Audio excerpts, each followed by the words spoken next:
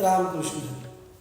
आषाढ महिन्याच्या शुक्ल पक्षामध्ये जी एकादशी असते तिला आषाढ एकादशी असे म्हटले जाते.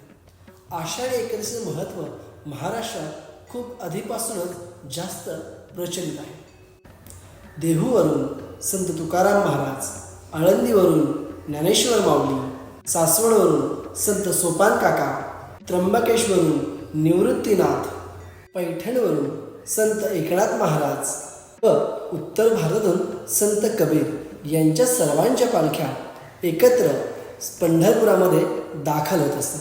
तो हाच दिवस ज्याला आपण आषाढी एकादशी असे म्हणत असतो. याच एकादशीला आपण देवशीन एकादशी असेही म्हणतो. देवशीन एकादशी का तर या दिवसापासून चातुर्मास प्रारंभ होत असतो. देवशीन एकादशी ते प्रबोधिनी एकादशीपर्यंत आपण